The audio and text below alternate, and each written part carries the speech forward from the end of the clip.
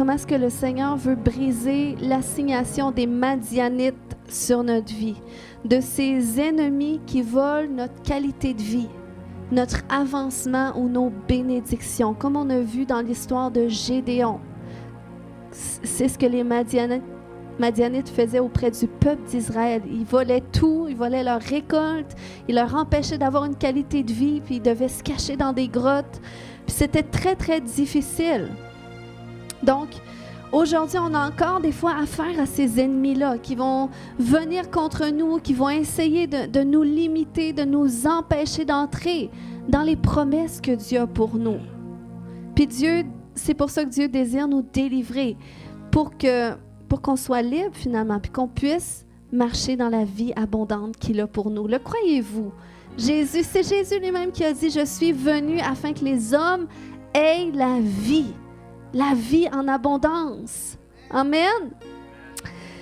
Puis pour continuer dans cette direction, eh bien, j'aimerais introduire mon message ce matin en abordant une situation naturelle que nous vivons à Métabetchouan présentement, qui, je crois, le Seigneur veut se servir pour nous parler. Parce que à différents endroits dans la Bible, Dieu s'est servi d'événements naturels pour donner un message particulier à son peuple ou aux nations. On voit l'exemple lorsqu'il a commencé à parler à Jérémie. Ça nous dit que l'Éternel adressa la parole à Jérémie et lui dit « Que vois-tu? » Et Jérémie répondit « Je vois un chaudron en train de bouillir qui se trouve au nord. » Donc, il lui disait simplement qu'est-ce qu'il voyait de naturel. Et là, Dieu s'est servi de ça. Il dit l'Éternel me dit, c'est en effet du nord que le malheur viendra se déverser sur tous les habitants de ce pays. Donc, quelque chose de naturel pour donner un message. OK? On voit un autre exemple avec le prophète Osée, que Dieu lui a amené à poser des gestes naturels pour donner un message, encore une fois. Dans Osée 1:2, en plus, ça nous dit la première fois que l'Éternel adressa la parole à Osée, l'Éternel dit à Osée, « Va, prends une femme prostituée et des enfants de prostitution, car le pays se prostitue et abandonne l'Éternel. » Donc, le Seigneur ne nous dit pas de faire ça aujourd'hui nécessairement, mais Dieu voulait se servir des gestes que Osée allait poser pour parler à son peuple, pour donner un message qui aurait une certaine signification. Donc, où est-ce que je veux en venir avec tout ça? C'est qu'actuellement, on vit un problème d'eau potable à Métabetchouan qui dure depuis 2 mois. Puis, dans l'eau, en fait, il y a une concentration trop élevée de nitrate qui fait que sa consommation peut être dangereuse pour la santé, pour les personnes vulnérables, surtout. Donc, c'est ce qui est recommandé. Puis, la Ville gère très, très bien cette situation-là. On nous donne de l'eau gratuitement. C'est plus pour les enfants de moins de 12 ans, puis les femmes enceintes qui n'est pas recommandé de boire de l'eau. Mais sinon, généralement, c'est correct. Mais c'est quand même un problème qui me dérangeait. Parce que on est à Métabetchouan, c'est la seule ville de toute la région qui vit cette situation-là. Puis le fait qu'on a prié, ça fait 2 mois, on ne voit pas de résultat. J'ai commencé à chercher la face de Dieu pour dire, Seigneur, est-ce qu'il y a un message que tu essaies de faire passer à ton Église?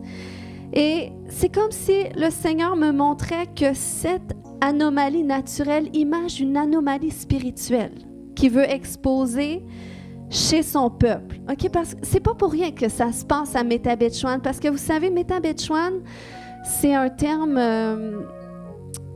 je ne sais pas quelle langue autochtone là, des Premières Nations qui a inventé ce mot Métabetchouan, mais ça signifie en français « là où les eaux se rencontrent ».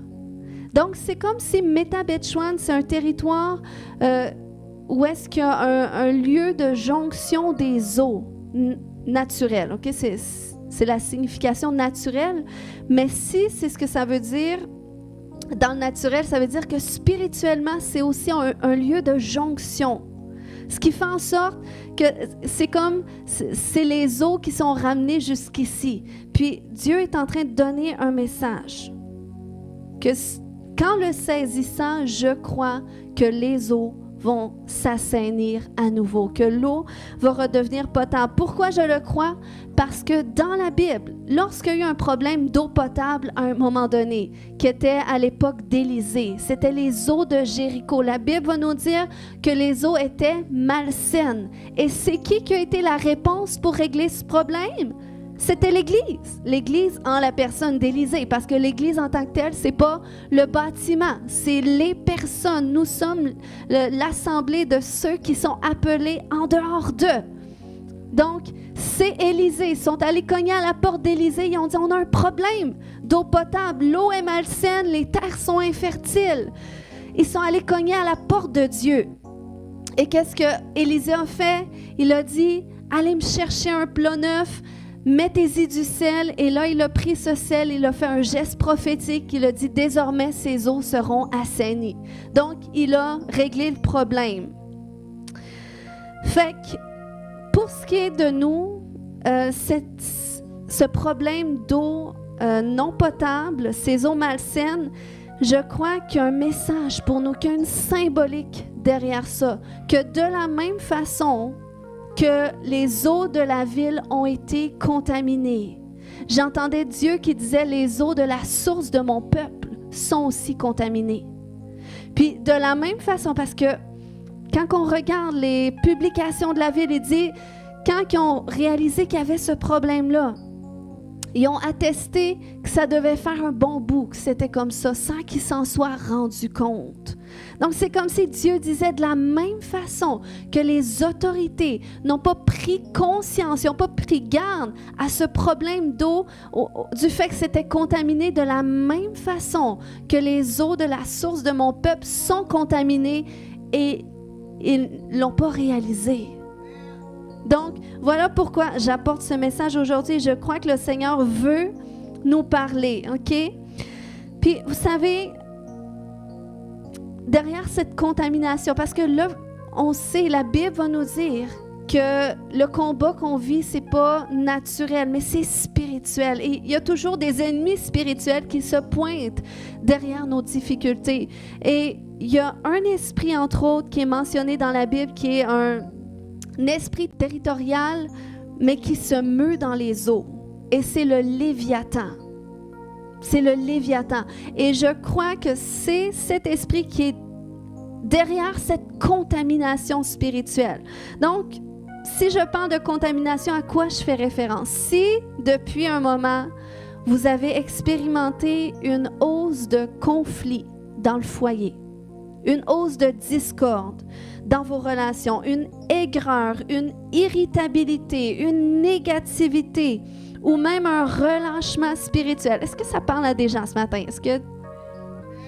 Eh bien, c'est peut-être parce que vous êtes contaminés et le Seigneur désire vous faire passer par une décontamination, une purification. Donc, c'est pour ça que le titre de mon message, c'est un appel à la purification. Amen. Et je crois que si on s'associe avec cette œuvre-là que Dieu veut faire dans son Église, eh bien, la purification des eaux naturelles dans ce territoire-là où est-ce que les eaux se rencontrent va aussi venir. Parce que c'est même la Bible qui va nous dire dans Ésaïe 60 que lorsque nous, en tant qu'enfants de Dieu, en tant qu'Église de Jésus-Christ, on va se lever dans cette connaissance de Dieu, dans cette révélation de qui nous sommes en lui et de ce à quoi nous sommes destinés à faire sur la terre. Eh bien, c'est comme ça que sa gloire se lève sur nous, dans Ésaïe 60, et que des nations vont être influencées. Donc, vous voyez, nous, l'Église, on exerce un pouvoir d'influence qui peut être autant négatif si nous, on n'est pas pleinement engagés dans qu'est-ce que Dieu nous demande. Donc, c'est pour ça que c'est un appel à tous aujourd'hui. Et quel que soit l'endroit d'où vous nous regardez aussi dans le monde entier.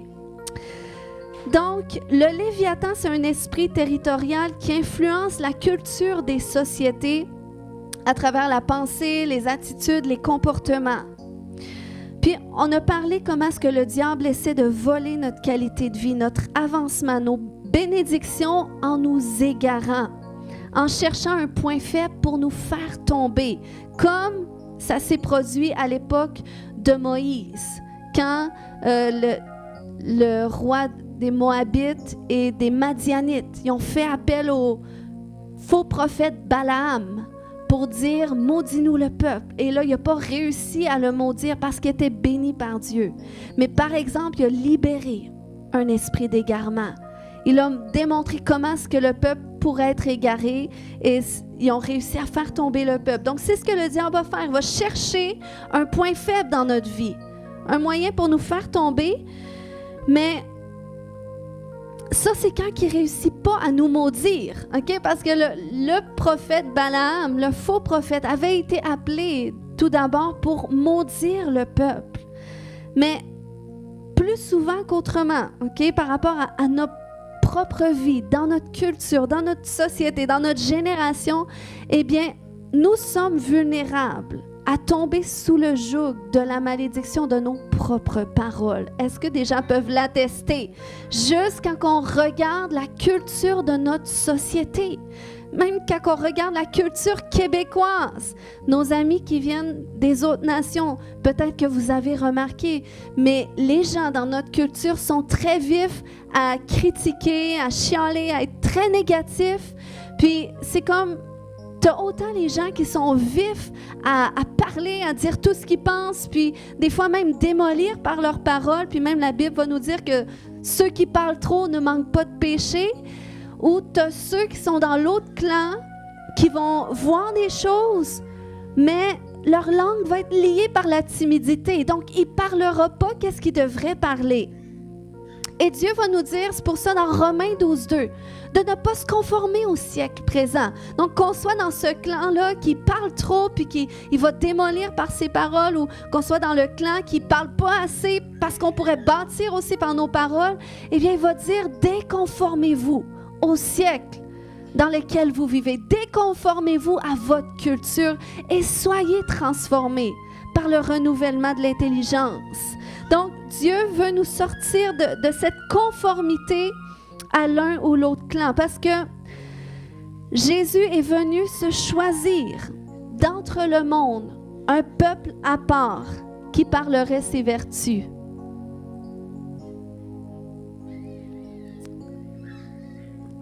Mais parce qu'on est contaminé, OK?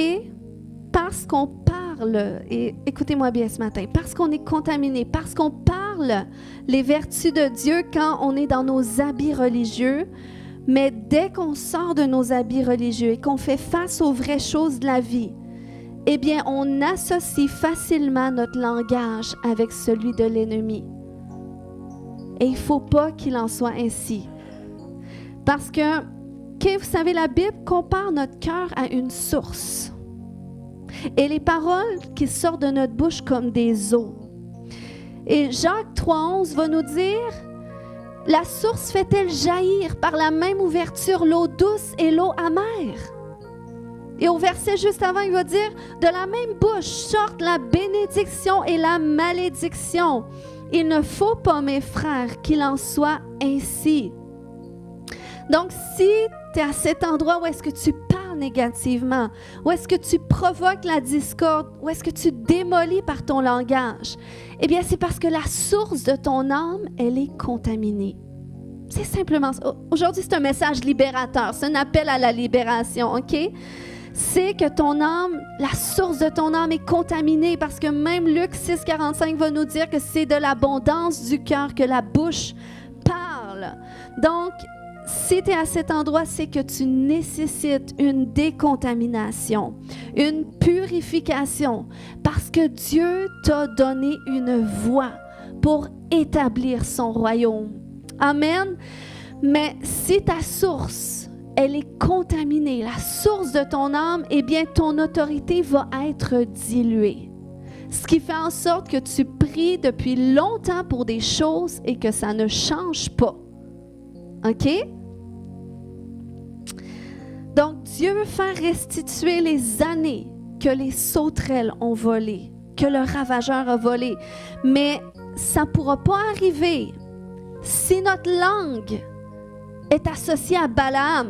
Okay? Si dans le mauvais jour, on est le prophète de malheur et dans le bon bonjour, on est le prophète du Seigneur.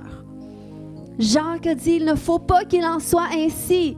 Il ne faut pas que la bénédiction sorte de la même bouche que la malédiction à la fois. Parce que sinon, finalement, l'eau qui sort, même si c'est la bénédiction, ça va avoir un goût amer. Donc, c'est pour ça que ton autorité devient diluée. Un jour, j'ai fait un rêve, puis dans ce rêve-là, j'ai vu un prophète dans mon rêve, puis il était en train de dire à une personne toutes sortes de choses négatives. Et là, c'est comme si il le démolissait par ses paroles, mais moi, j'étais là dans mon rêve, puis c'est comme si j'étais juste témoin de ce qui se passait.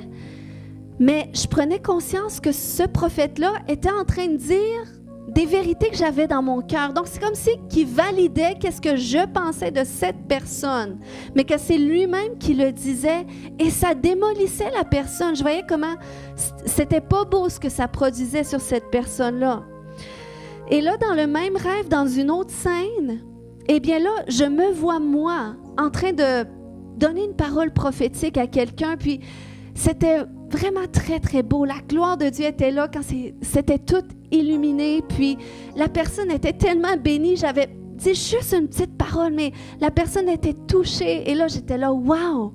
Et c'est là que Dieu m'a montré, tu vois l'impact de mes paroles lorsqu'elles sortent de ta bouche. Et j'étais vraiment stupéfaite de ça. Mais quand je me suis réveillée, je repensais à cette dernière scène et je disais, wow, c'est merveilleux. Mais je repensais à l'autre scène d'avant, où est-ce que c'était pas moi qui donnais des paroles négatives, mais c'était une autre personne. Et dans mon rêve, ça montre un prophète pour montrer l'autorité spirituelle derrière les mots de la personne. Et même si c'était pas moi qui parlais, ben, les choses qui étaient dites, c'était dans mon cœur. Donc, c'est comme si j'étais autant impliquée là-dedans.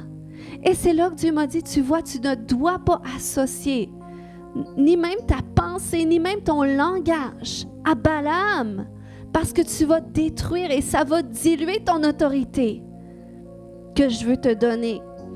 Donc, si on veut que nos paroles soient accompagnées de l'autorité qui vient avec, il faut qu'on prenne garde à notre cœur. Si on a de la rancœur envers quelqu'un, c'est qu'il y a de l'offense qui a besoin d'être traitée. L'offense, c'est pas un péché à être offensé, dans le sens qu'on a des occasions quotidiennes d'être offensé. Mais c'est si on ne traite pas les offenses au fur et à mesure que là, ça nous fait pécher, parce que ça contamine notre source. Puis quand notre source est contaminée, même si les eaux qui sortent sont douces, eh bien, elles vont avoir un goût amer. Hébreux 12:15 nous exhorte en disant « Veillez à ce que personne ne passe à côté de la grâce de Dieu, qu'aucune racine d'amertume ne pousse et ne cause du trouble en empoisonnant plusieurs d'entre vous. » Donc, lorsque tu es empoisonné, lorsque tu es contaminé, l'autorité de tes paroles n'atteindra pas sa pleine portée. Maintenant, si Jésus a réprimandé Jacques et Jean, quand ils ont suggéré, veux-tu qu'on envoie qu'on invoque que le feu tombe du ciel sur eux, parce qu'ils rejetaient Jésus. Et Jésus les a réprimandés en disant, vous savez pas quel esprit qui vous anime en disant ça. Eh bien, ça nous montre que derrière nos propos destructeurs qui commencent dans notre cœur, c'est dans notre cœur que ça commence. Eh bien, il y a un esprit qui est là, qui va animer ces propos. Et pourquoi j'ai parlé du Léviathan? Parce que Job nous dit que ceux qui maudissent savent exciter le Léviathan. Donc, ce matin, comment nous laisser purifier? Parce que Dieu dit dans Ézéchiel 36, 25, « Je répandrai sur vous une eau pure et vous serez purifiés. Je vous purifierai de toutes vos souillures et de toutes vos idoles. » C'est Dieu lui-même qui veut le faire, qui s'engage dans notre purification. C'est son œuvre, mais nous devons collaborer avec lui. Et 2 points ce matin que je voulais mentionner par rapport à ça, c'est dans un premier temps, il nous faut nous séparer de notre culture. Comme Romains 12:2 le mentionne, de se déconformer au siècle présent. Puis, j'ajouterais même qu'il y a une déconformation. Je ne sais pas si c'est un mot qui existe. En tout cas, si vous comprenez, c'est l'important. Ou une déconformité plutôt à nos habitudes qu'on doit regarder ces temps-ci, même religieuses. Parce que vous voyez, la contamination des eaux de notre ville est venue par un manque de précaution. Un manque de précaution à cause d'une confiance dans la familiarité, dans la méthode, dans les habitudes. Donc, on n'a pas pris garde à aller vérifier. Et c'est ce qui se produit quand nous, Église de Jésus-Christ, on est confortable dans nos habitudes, même religieuses. On fait tout à la même heure, la même façon, tout le temps. Puis des fois, on ne prend plus garde parce qu'on devient familier. Et l'ennemi, des fois, il vient nous tenter, il vient nous voler, puis on ne s'en rend pas compte. Pourquoi? Parce qu'on se dit, j'ai observé mes habitudes religieuses, mais la source d'eau vive qu'on a accès en Jésus, c'est une source qui vient d'en haut, qui vient du trône de grâce et qui est là pour nous vivifier d'une façon constante. Puis qui nous amène, qui nous vivifie en dehors de nos habitudes même. Donc, on doit être prêt à ça. Parce que Jésus, même dans la Bible, il est venu pour défier la familiarité. La familiarité, ça a du bon parce que on développe la confiance dans la familiarité, mais ça peut être aussi un piège de l'ennemi. Donc, c'est pour ça que c'est bien la familiarité, mais on doit toujours être à cet endroit de discerner. Qu'est-ce que je fais, ça s'associe encore avec qu'est-ce que Dieu veut faire?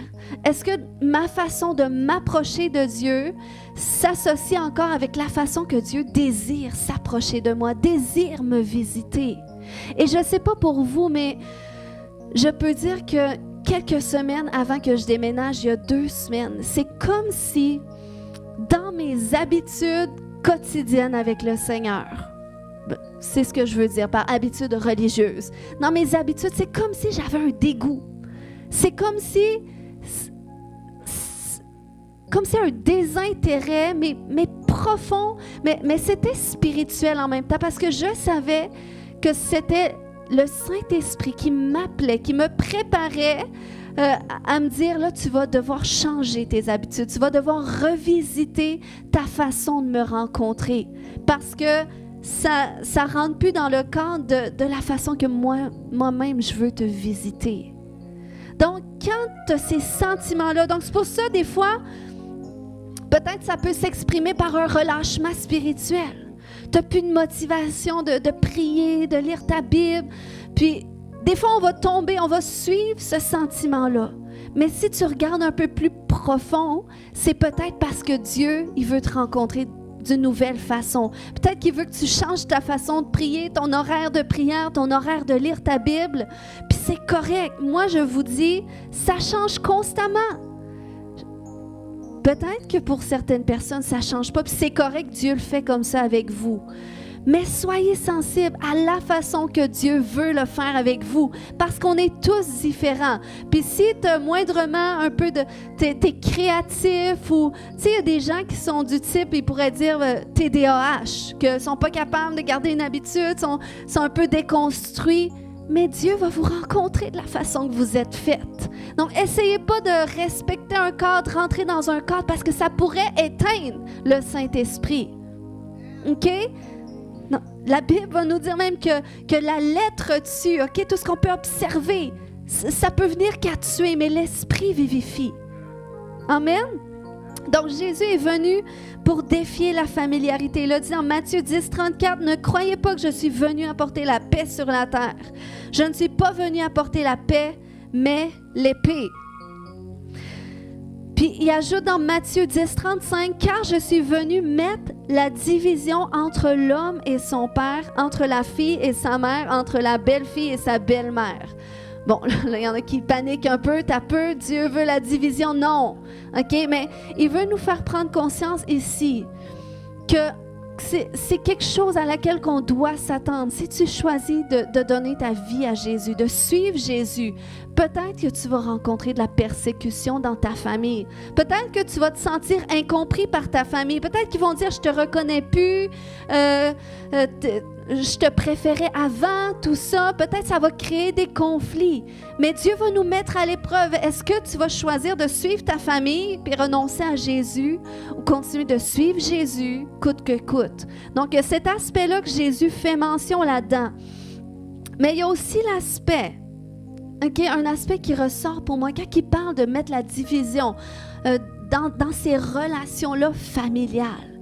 Ça montre que Jésus vient aussi défier la familiarité. Il vient mettre la division, la séparation entre nous et ce qui nous est familier, que ce soit dans nos familles, dans nos habitudes, même communes, familiales, dans nos relations, qu'est-ce qui nous est familier, ou même dans nos habitudes.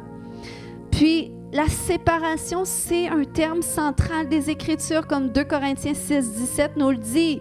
C'est pourquoi sortez du milieu d'eux, séparez-vous, dit le Seigneur. Ne touchez pas à ce qui est impur et je vous accueillerai. Et Jésus a prié le Père en disant dans Jean 17, 15, je ne te prie pas de les ôter du monde, mais de les préserver du mal. Et il va ajouter au verset 17, sanctifie-les, purifie-les par ta vérité. Donc, le Seigneur, il vient nous séparer. C'est pour ça qu'il n'y a pas le choix de défier, de défier nos habitudes, notre culture, que ce soit même nos habitudes culturelles, notre façon de voir la vie, de faire les choses. Il va venir les défier au moyen de sa parole, parce que c'est la parole de Dieu qui nous purifie. Il n'y a pas un homme assez puissant pour faire tout ça. Okay? C'est Dieu qui le fait lui-même au moyen de sa parole, qui nous sanctifie, qui nous purifie, qui vient nous aider à nous séparer finalement de ce à quoi on a besoin d'être séparés. Donc, il y a cette séparation d'avec notre culture, d'avec nos habitudes que le Seigneur veut nous mettre au défi. Mais il y a aussi cet aspect de se séparer du mal. Okay? Quand tu te sépares, quand tu prends conscience de ce qui te contamine, tel que j'ai mentionné, et que tu y renonces, eh bien, c'est comme ça que la purification va venir. Amen. C'est comme ça que Dieu va faire tarir les sources de l'ennemi en toi. J'étais surprise de voir combien est-ce que, à beaucoup d'endroits, Dieu a mentionné comme de quoi qui ferait tarir les sources de l'ennemi. Il a dit dans Jérémie 51, 36, « C'est pourquoi ainsi parle l'Éternel, voici, je défendrai ta cause, je te vengerai, je mettrai à sec la mer de Babylone, et je ferai tarir sa source. » Dieu va faire tarir les sources de l'ennemi en toi. Il va faire tarir cette contamination qui circule dans ses enfants et même dans cette eau de Métabetchouan. Amen. Puis c'est à cet endroit, quand tu te sépares de ta culture, tu te sépares du mal et dans une quête toujours plus profonde de Jésus qui vient déverser ses sources en toi, tel qu'il le dit dans Jean 4, 14. « Celui qui boira de l'eau que je lui donnerai n'aura plus jamais soif.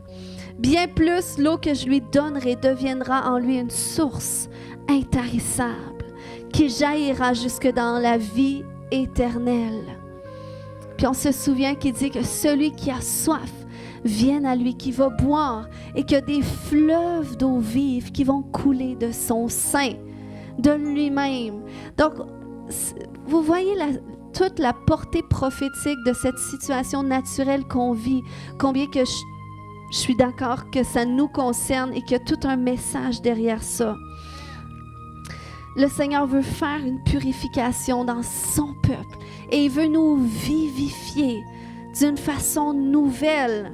Et pour ça, on a besoin de se séparer de l'ancien, de tout ce qu'on a fait jusqu'ici, même que peut-être Dieu t'appelle à redéfinir.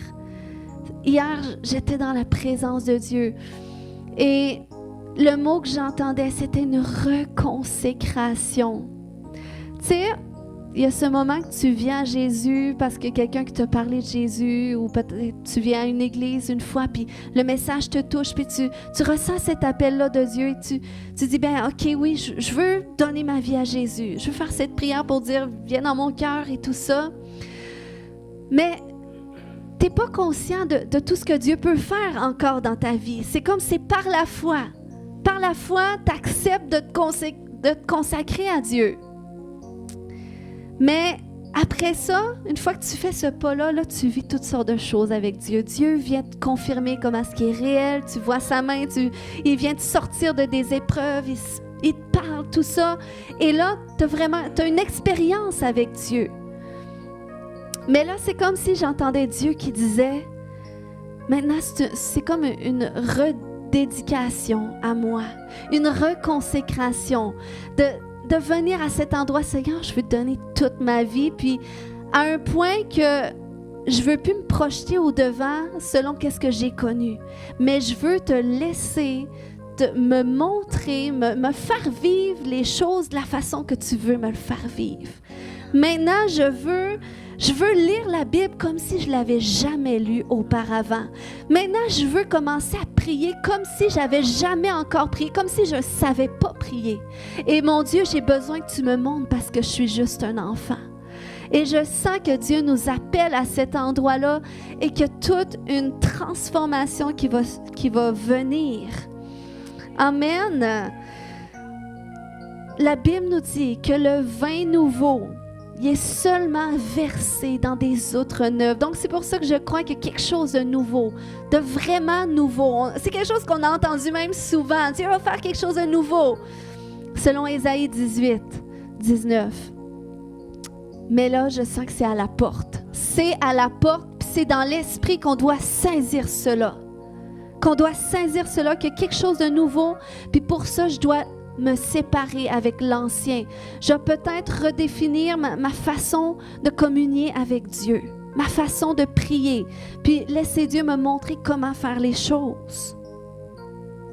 C'est particulier le fait que quand Élisée a demandé le sel pour mettre sur les eaux qui étaient malsaines, eh bien, il n'a pas juste dit « allez me chercher du sel ». Il a dit « allez me chercher un plat neuf ». Voyez, vin nouveau, dans des outres neuves, dans des contenants neufs, dans quelque chose de nouveau qui va pouvoir contenir ce déversement nouveau que Dieu veut apporter. Amen. Donc, je crois que le Seigneur veut qu'on s'évalue présentement, qu'on évalue notre communion spirituelle avec lui, qu'on évalue nos pensées, nos comportements, nos paroles, pour qu'on voit est-ce que je suis peut-être contaminée, j'ai besoin de vivre une purification, une vivification. Puis voyez qu'est-ce que Dieu dit dans Jérémie 15, 19. Il dit, si ce qui est précieux, tu le sépares de ce qui est indigne, tu seras mon porte-parole. Donc Dieu veut faire de nous ses porte-paroles. Il veut restaurer la plénitude de notre autorité et dire, même comme il a dit à Moïse dans Exode 4, 12, « Vas-y, je serai moi-même avec ta bouche. »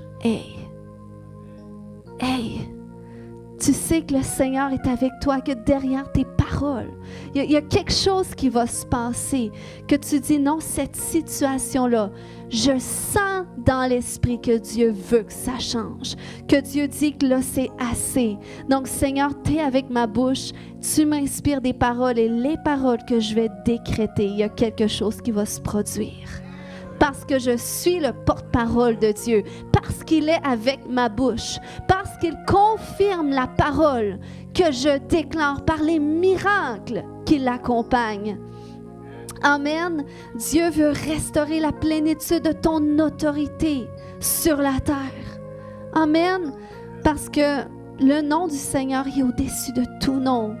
Et il nous a fait cette grâce de pouvoir porter son nom, de pouvoir parler en son nom, de pouvoir proclamer ses vertus, de pouvoir faire un impact, de pouvoir renverser les plans de l'ennemi et rétablir la volonté de Dieu. Amen. C'est pour ça que Dieu, en conclusion ce matin, lance un appel à la purification, à la source de la source de son peuple pour qu'un déversement frais du Saint-Esprit arrive. Vous savez, c'est intéressant, tu sais, quand je partageais que Dieu veut restaurer les années que les sauterelles ont dévorées, ça nous dit ça dans Joël 3. Mais dans Joël 2, juste avant, c'est là que Dieu dit de publier un jeûne collectif. Il dit, avant que je restitue, avant que je restaure tout ce qui vous a été volé, publiez un jeûne, une convocation solennelle. Venez à ma porte, venez chercher ma face, déchirez vos cœurs dans ma présence. Repentez-vous, détournez-vous. Donc c'est un appel avant que Dieu restitue et avant que dans Joël 3, Dieu dit, je répandrai mon esprit sur toute chair. Il dit pas seulement sur l'Église, pas seulement sur les croyants, mais sur toute chair. Je vais répandre mon esprit. Sur toute chair, mon esprit va être en mesure d'agir d'une certaine façon, à une certaine mesure pour l'accomplissement de mes plans. Dieu est vivant. Dieu est vivant. Le réalisez-vous, il est vivant dans notre génération. Des fois, on est trop concentré sur ce qui se passe dans la société, dans les choses naturelles. Mais si on va voir dans l'esprit, dans l'esprit, qu'est-ce que Dieu fait en dépit de tout cela? On va voir que ce sert des choses naturelles pour nous parler, mais que nous, on devrait se mettre en action. Amen. Puis, je ne suis pas juste en train de parler de des fantaisies aujourd'hui, dans le sens que Dieu veut vraiment faire des choses dans ta vie. Puis, je connais beaucoup de gens déjà ici que j'ai pu voir l'œuvre de transformation que Dieu a faite dans votre vie jusqu'ici. Et ça, c'est ce qui réjouit mon cœur le plus. Parce que je sais que Dieu peut le faire, que Dieu prend des vies brisées, puis il les reforme. Il les remodèle à son image, à l'image de sa gloire. Puis Dieu fait des choses extraordinaires avec ceux qui marchent avec lui. Dieu guérit ceux qui sont malades. Dieu délivre ceux qui sont tourmentés, qui auraient besoin d'être médicamentés. Dieu vient les délivrer. Ça, c'est le Dieu qu'on sert. C'est le Dieu qui veut agir de la sorte dans notre nation. Mais nous, ça prend qu'on se mette à part, ça prend qu'on se sanctifie, ça prend qu'on se sépare pour que le Seigneur vienne purifier. Amen. Donc, c'est pour ça que je t'invite à participer à ce 40 jours de jeûne et de prière à la façon que tu veux. Et j'ai même suggérer à ceux qui ont des groupes connexion d'ouvrir leur maison s'ils veulent, en dehors seulement de l'horaire une fois par mois. Ouvrez vos maisons si vous voulez une fois par semaine ou par 2 semaines pour inviter les gens à prier, louer Dieu ensemble. Amen. Et Dieu va faire des choses nouvelles. Il va susciter, vous allez voir, des nouvelles façons de communier avec lui, qui dépasse qu'est-ce qu'on a expérimenté jusqu'ici. Vous savez, j'ai même dû dire à Dieu, j'accepte que tu déprogrammes toutes mes habitudes. Puis même, ça m'amène dans une conscience de Dieu encore plus constante.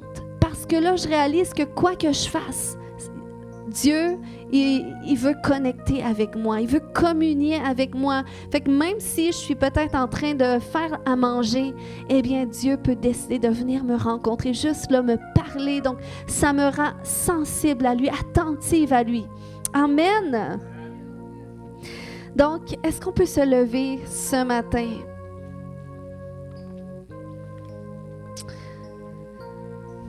Et je crois que Dieu est fidèle à sa parole, puis que l'eau potable va être restaurée. Ce message a été partagé. Dieu voulait parler à son peuple. on a reçu ce message. Donc, Seigneur, maintenant, tu peux agir. Tu peux assainir les eaux de Métabetchouan, de ce territoire-là où les eaux se rencontrent. Parce que dans ce lieu spirituel, là où est-ce que les eaux de l'Esprit se rencontrent, Seigneur, on choisit de s'engager avec ta parole.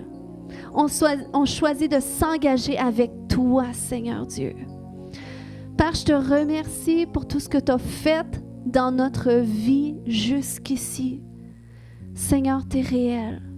Tu es réel, puis tu nous le confirmes tout le temps, de maintes façons. Tu es bon pour nous et tu nous aimes, Seigneur, alors qu'on ne le mérite pas. Tu nous relèves alors qu'on tombe, Seigneur Dieu. Tu nous nettoies alors qu'on est sale.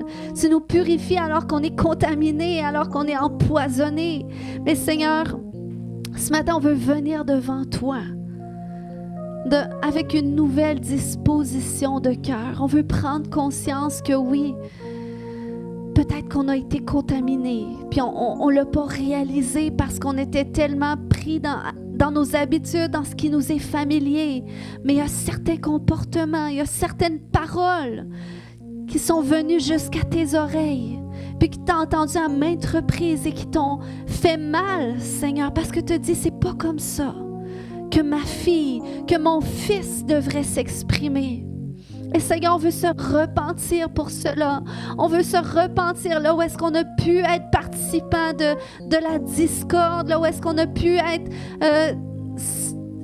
vulnérable à la critique, là où est-ce qu'on a pu, Seigneur Dieu, être négatif, avoir ce langage qui défaisait toutes nos paroles de foi. On se repent, Seigneur Dieu. On se repent pour nous-mêmes, mais on se repent aussi pour tous les croyants à qui concerne cette parole, Seigneur. On se repent, Père. On se repent et on veut se détourner du mal. On veut, Seigneur, vivre une décontamination, une purification. Alléluia. Seigneur, viens faire ton œuvre dans chacune de nos vies. Seigneur, on renonce à associer notre langue avec Balaam, avec le prophète de malheur. On brise toute connexion ce matin avec le Léviathan dans le nom puissant de Jésus. Et je déclare que cet esprit nous quitte maintenant, quitte nos pensées, quitte nos foyers, quitte nos relations au nom de Jésus. Alléluia. Prie ce matin, élève ta voix ce matin selon cette œuvre purificatrice que tu sais que Dieu veut faire dans ta vie. Alléluia. Peut-être selon ta culture, peut-être tu viens d'une famille où est-ce que tes parents étaient négatifs et tu as été habitué de les voir comme ça et pour toi c'était normal d'être négatif, d'avoir tendance, mais Dieu dit déconforme-toi, sépare-toi de ce à quoi tu as été habitué parce que je t'ai choisi, je t'ai pris du milieu de ta famille pour faire de toi une personne nouvelle. Alléluia. Peut-être tu as eu une maman qui était très dure par ses paroles et quand toi tu es en colère, tu deviens dur aussi par tes paroles. Mais ce matin, dis, je choisis de me séparer de ça, de me séparer de la façon que j'ai été éduquée pour me laisser éduquer par toi, Seigneur. Alléluia. Koyashoreke mata. Koyantoreke mama yashokoto. Koyantoreke. Seigneur, viens nous séparer. Viens nous séparer. Viens nous séparer. Seigneur, on veut séparer qu'est-ce qui est précieux de qu'est-ce qui est indigne en nous. Oh, Seigneur, on veut se séparer de toute discorde dans notre foyer.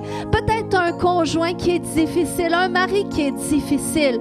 Mais tu peux dire, moi, je fais le choix de me séparer, non pas de mon mari, mais de la discorde. Je n'embarquerai pas dans cette discorde et je vais répondre par l'amour. Je vais répondre par l'amour. Je vais répondre par les fruits de l'esprit. Je vais répondre par cette eau de vie que l'Esprit de Dieu déverse en moi. Seigneur, décontamine-moi. Seigneur, purifie-moi. Purifie la source de mon âme. Est-ce que quelqu'un qui crie à Dieu ce matin? Purifie-moi. Décontamine la source de ton peuple, Seigneur Dieu.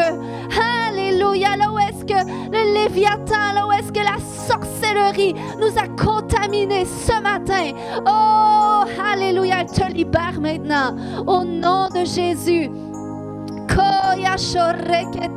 Est-ce qu'il y a un peuple qui crie? Si tu te crois pur ce matin, alors prie pour ceux qui ont besoin de vivre cette purification.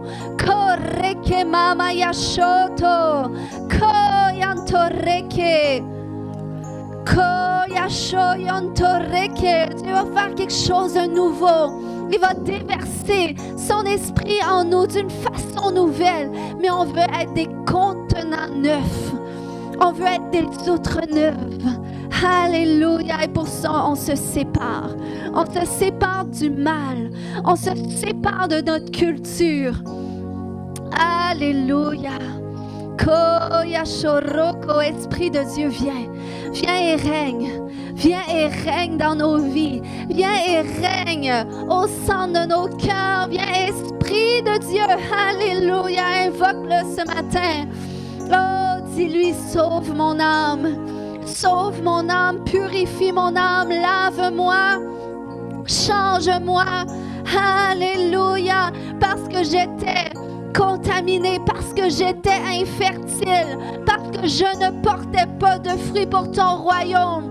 Viens me purifier, viens me laver. Oh, alléluia.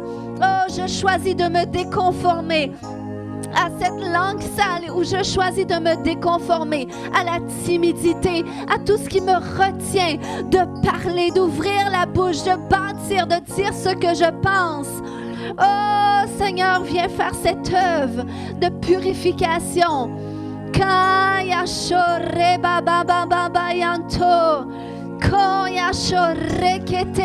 Est-ce que des gens ce matin, vous déchirez vos cœurs dans la présence de Dieu? Vous dites, Seigneur, allez, je soupire après cette œuvre de purification.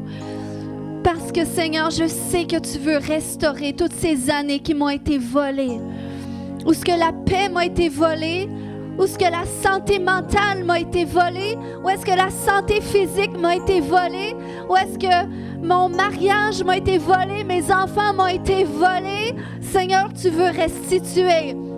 Seigneur, tu veux restituer. Oh, ces années où est-ce que j'ai été stérile? Où est-ce que j'ai été stérile dans ton royaume? Tu veux restituer. Au nom de Jésus. Mais pour ça, je dois te laisser me purifier. Répande sur moi tes eaux pures. Oh,